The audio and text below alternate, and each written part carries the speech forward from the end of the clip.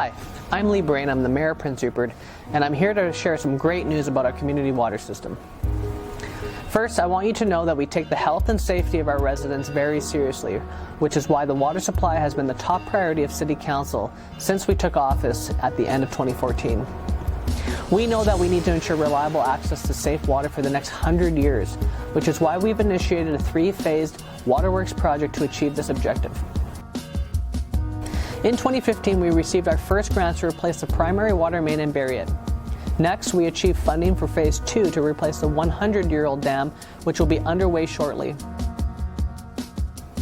Now, we are happy to say that our grant application from August of 2018 for the last phase of the water project was successful, which means we have now secured over $22 million in grant funding for this last phase to replace the submarine line and develop a new state-of-the-art water treatment facility.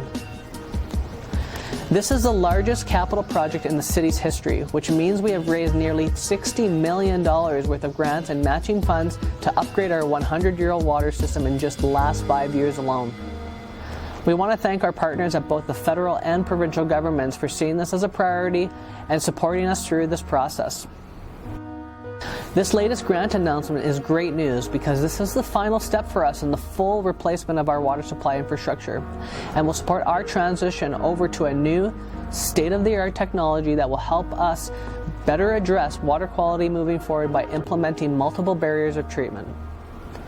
In the meantime, though, we are still left with the system we have, and this video will highlight some of the current issues we face while we wait for the final replacement. In this video, we will be addressing the context of water improvements, infrastructure, and treatment. Steps you should take if you don't know there is lead in your home plumbing system. How we treat water now, and how we will be treating water once a treatment facility is constructed. The City of Prince Rupert, our homes and commercial buildings were mostly constructed starting at the turn of the century and up until around the 1970s. Since those first early days of construction, we've learned a lot as society. Namely, there are a whole lot of things that we use in construction or household items that we now know are harmful to human health. Whether it's asbestos or lead, there are many materials that were commonly used before we fully understood their potential impacts. And now, we are in the collective position of having to deal with them. In Prince Rupert, one of the issues that we are now managing is the presence of lead in home and commercial plumbing systems, and how that lead potentially interacts with the water as it sits in your pipes. This is a problem occurring across Canada. In any area where many homes were built before 1990, when the plumbing codes underwent major changes, which is frankly pretty much all of rural Canada.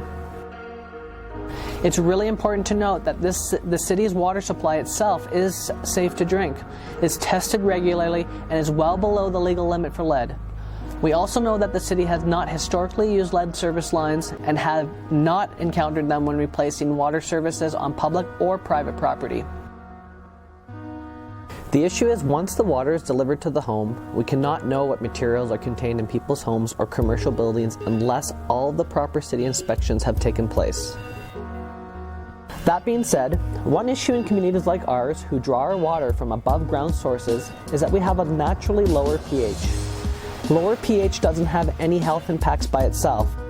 However, when the water is left to sit for longer periods, it has the potential to leach materials contained in pipes in your homes, including things like lead, which may then be present in that first glass of water you pour in the morning, or at any time water is left to sit for more than a few hours. Remember, this is not a standalone issue for Prince Rupert residents. Many northern coastal communities with our topographic makeup have this type of water with these types of challenges. If you don't know if there's lead in the plumbing, ensure you run the tap every morning and at every other time the water sits for more than a few hours until it is cold. This should only take a few minutes and will help to ensure that there's fresh source of water coming through your taps, protecting you and your family from potential exposure. It's important to note that even when the city has a water treatment facility, it won't completely fix the issue with lead. If there weren't sources of lead in the residential plumbing, it wouldn't get into the water, which is why we encourage people where possible to consider replacing all plumbing components containing lead or conduct flushing.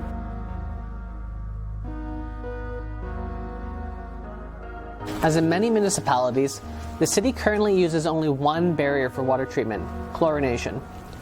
Water systems across the country have used chlorination as a primary mode of disinfection for decades, and this technology is an approved method of disinfection by health authorities and all levels of government. However, we now know that chlorination can produce byproducts called trihalomethanes, or THMs, and they may be harmful to human health over the long term.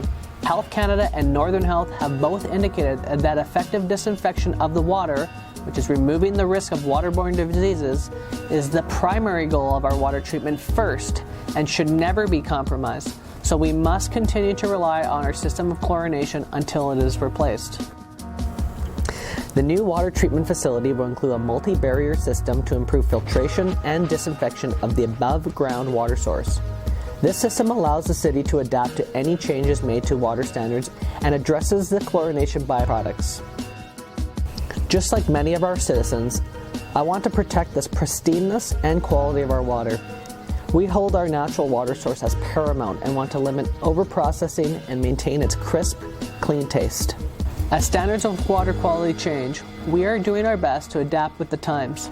Major overhaul of infrastructure can happen overnight, but we are working closely with our partners at Northern Health to monitor and improve the quality of water that we all drink. We look forward to developing a new water treatment facility in the near future that will serve our community for generations to come.